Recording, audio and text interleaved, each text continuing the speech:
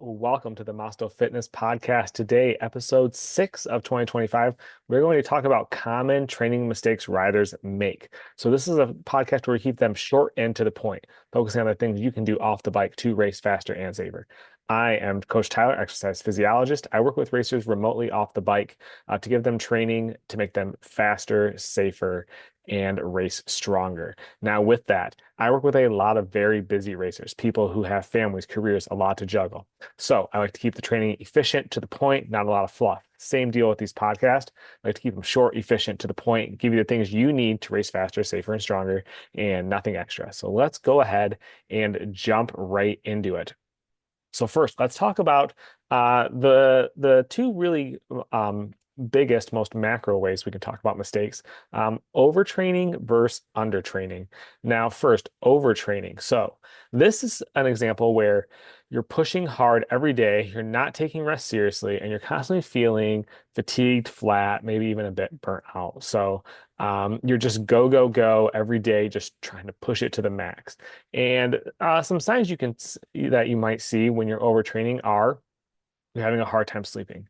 You're constantly sore, like soreness that doesn't go away, and your performance is lower with more effort. So you're trying really hard to go slower, and this would be translating on and off the bike at this point if you're really overtraining. So that's first signs for overtraining. Now next, undertraining. You ride, but you don't consistently train for strength, endurance, and mobility. You're just kind of doing what sounds fun and good whenever it comes up. You avoid anything hard, and this can happen on or off the bike. So, say you don't like to lift, you're not doing lifting. You don't like to swim, bike, run, row, whatever aerobic activity it may be. So, you go out of your way to make sure you don't do that. You don't do stretching or mobility because it's a pain in the butt and it's the most boring thing you could probably do. That's me talking right there. I do not love flexible mobility, but I've always stayed consistent with it because I know the importance of the results and I literally see and feel them. Absolutely. And with undertraining, your progression just stalls. You just don't see yourself getting any better. So those are really the two biggest ways we can look at two kind of really common mistakes. So, how do we fix those? And we're going to take those two, overtraining and undertraining, lump them into one and talk about the best way to go about it. So, first, balancing hard and easy days. This is really important. We can't expect to just be a PR, all-time best effort every day. That's not the way training works. That's not the way periodization works. That's not the way our body works in terms of how to absorb training and be fitter, faster, and stronger. It's about a balanced training, having hard days, easy days, rest days. Those are all very important to getting stronger and progressing. How the best athletes in the world do it, and how the best amateur athletes do it. So next, using a structured training plan with clear results. I mean, that's what I do at Masto Fitness.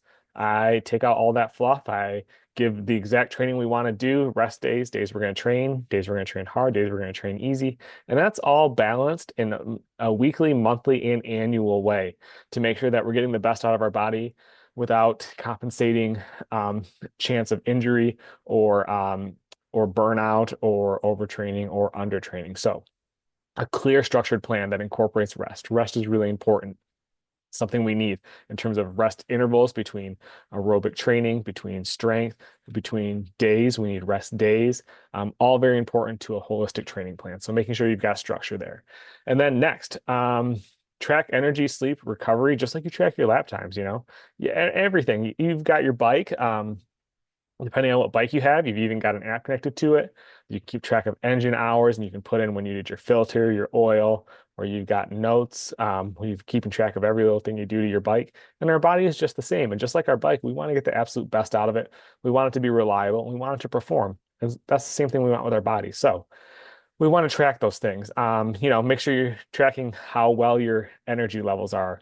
The app we use, you can actually put in after sessions how you perceive the effort was. You can put how you're feeling overall. Easy way to keep track of things.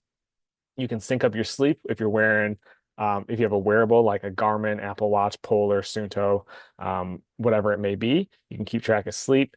And then you can keep track of your recovery just by making sure you're not overdoing it, which I know is harder than ever these days with the way we're all pulled to do a lot of different things and we have a lot of responsibilities and ways we're trying to keep up between life and racing, but making sure you're putting your recovery in as well.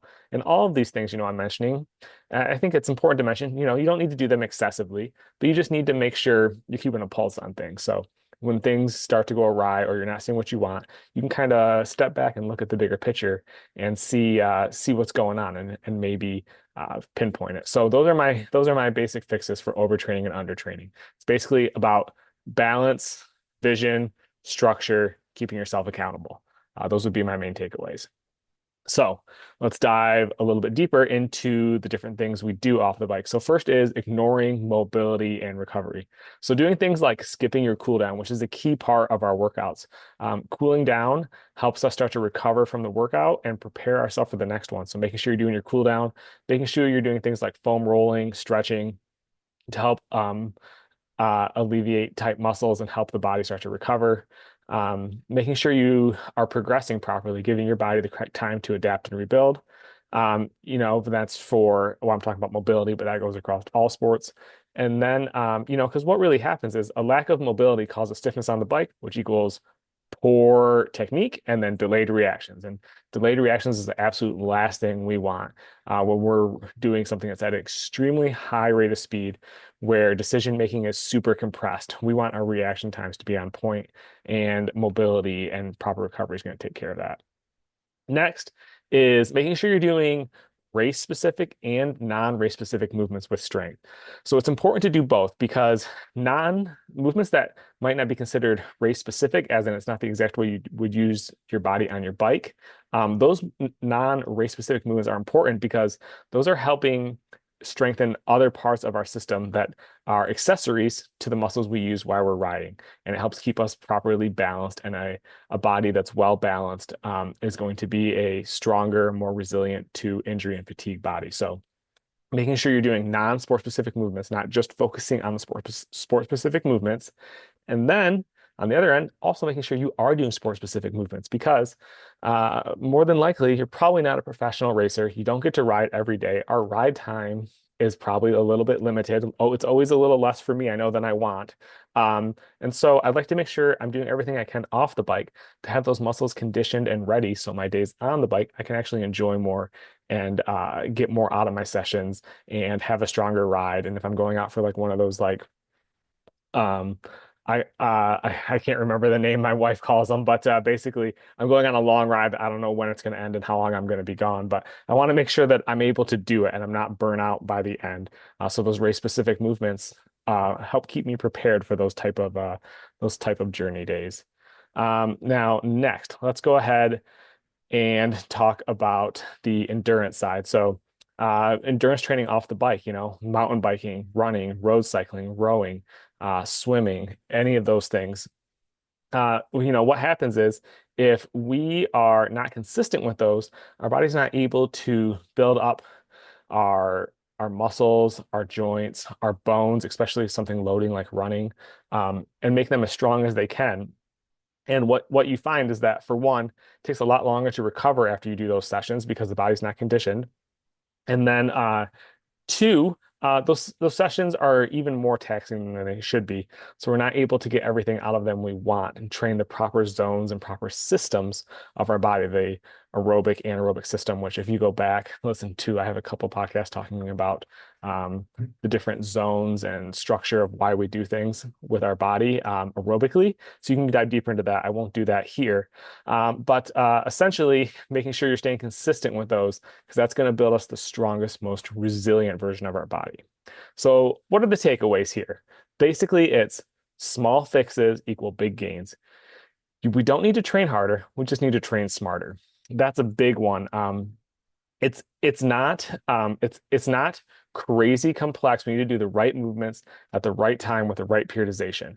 And I take all of that confusion out with training plans, exactly what I do for my racers. So think about that, training smarter, not harder. You don't have to just go out and pound extreme hard every day. There needs to be really hard days, but there also needs to be days that are sort of hard, days that are easy. And all those pieces combined are what make us a strong, resilient racer. And then start by fixing one mistake. If you feel like listening to this that maybe there's some changes I could make, don't try to make 100 changes overnight. Write out what you think you could change with your training and how you can improve it, and just start working on it one by one. Start making sure your training is balanced, adding mobility, or being more consistent with your strength, or trying to be, instead of maybe getting out for an aerobic session once a week, try to get out 3 times a week. But don't lump them all at once.